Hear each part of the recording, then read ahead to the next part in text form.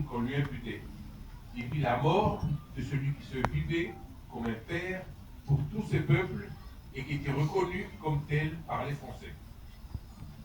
Le couperet qui s'est bâti à 10h22 à Paris ne mit pas seulement un terme à 39 ans d'une vie humaine, mais bien à plusieurs siècles d'une tradition authentiquement chrétienne et française. Le chaos qui sont suivis en France et en Europe durant plus de 20 ans est la manifestation du caractère profondément subversif et de cet événement. Mais il serait désespérant et malhonnête de s'arrêter à ces lignes de notre histoire. En effet, la monarchie française n'avait pas encore dit son dernier mot. Et pour cause, l'année qui vient de s'écouler nous a permis de célébrer le bicentenaire de la disparition du roi Louis XVIII, mort sur son trône, aux Tuileries. Quelle puissante leçon d'espoir et détermination.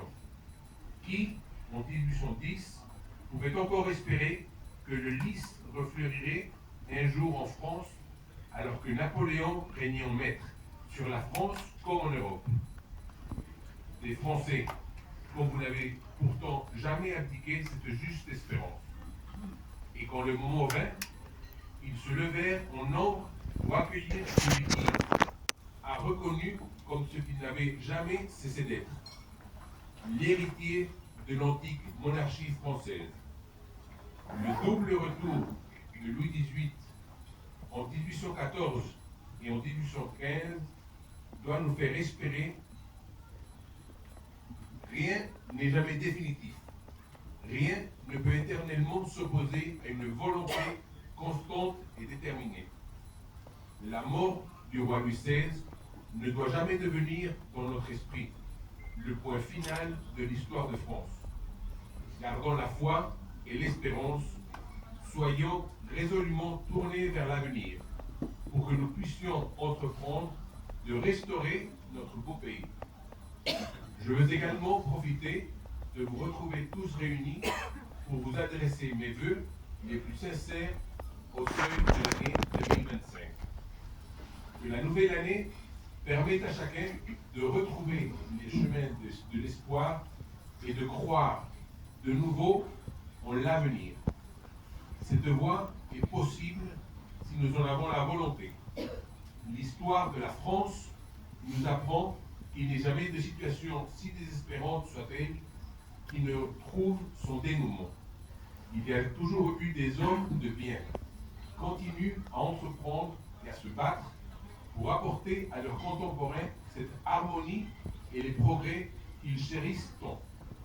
C'est pourquoi, malgré le temps difficile que nous vivons, j'ai confiance quant au retour de jours heureux, si collectivement nous œuvrons dans ce sens et si individuellement nous acceptons nos responsabilités de tout ordre, dans le souci de l'équilibre entre droits et devoirs. Cela passe par les familles et les activités qui doivent être soucieuses du bien commun. Sans doute faut-il aussi ouvrir une réflexion sur les institutions, comme cela a été souvent le cas au cours de notre histoire. Comment ne serions-nous pas capables de faire ce qu'ont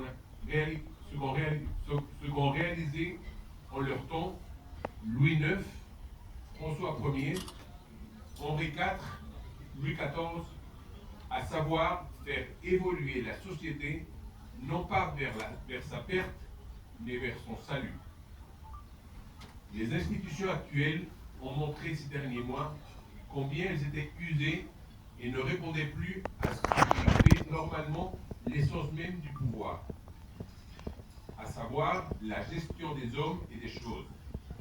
La démocratie n'est plus qu'un vain mot quand elle n'assure plus la représentativité des forces vives. Le droit lui-même est bafoué quand il sert les intérêts de certaines communautés et ne garantit plus la justice quand les délinquants sont préférés aux victimes, quand la partialité supplante l'équité. L'économie est faussée quand elle ne sert plus à produire pour répondre aux besoins, mais qu'elle n'est plus que financiarisation au profit de quelques-uns. Ce sont maintenant non plus seulement telle ou telle catégorie de la société qui est atteinte, mais la société dans son ensemble, du haut en bas de l'échelle sociale. Tout nous porte à redonner à nos institutions le souffle qui leur manque depuis des décennies. Ainsi seront chassés les doutes de l'inquiétude qui rongent notre société et ébranlent la France. Appuyons-nous sur l'histoire, nos valeurs et nos traditions. Revenons aux fondamentaux puisés aux racines chrétiennes et à celles de l'Antiquité gréco-romaine. Ce sont ces principes et ces valeurs dont la Révolution nous a coupés et qui peu à peu ont été oubliés jusqu'à mener la France à l'abandon des promesses de son baptême. Retrouvons-les et la France se réinscrira dans sa destinée qui est d'être souveraine. Redevenant grande, fière, audacieuse, elle retrouvera aussi sa mission de modèle pour éclairer les nations. Elles en ont tant besoin alors que dans une grande partie du monde, la barbarie revient. Abandonnons les idéologies et le déni qu'elles engendrent pour renouer avec le réel. Retrouvons dans tous les domaines l'objectif du bien commun partagé, la res publica, c'est-à-dire la volonté de faire passer l'intérêt social nécessaire à tous avant les individualismes. Cet esprit, fait de volonté, de réalisme et de bon sens, est celui qui a guidé la France durant des siècles. Abandonné progressivement à partir du XVIIIe siècle, il n'est heureusement pas perdu. Il demeure dans de nombreux foyers et se transmet dans les familles. Amour du travail, du métier bien fait, souci des autres sont ce qui fait vivre la France que l'on aime et lui permet d'échapper aux fausses valeurs délétères qui détruisent notre société. Ainsi, il y a en ce début d'année suffisamment d'espoir pour croire en l'avenir. N'ayez pas peur, n'ayons pas peur. La France possède de nombreux atouts. Il lui faut maintenant les ordonner vers le bien commun, vers le renouveau. Tels sont les vœux que je forme en ce début d'année, sachant que Notre-Dame, qui vient encore de faire tant de miracles, et Saint-Louis veille sur notre cher et vieux pays. Merci.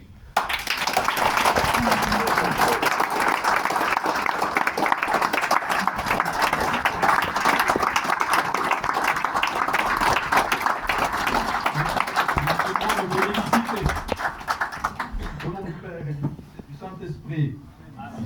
Bénissez-nous, Seigneur.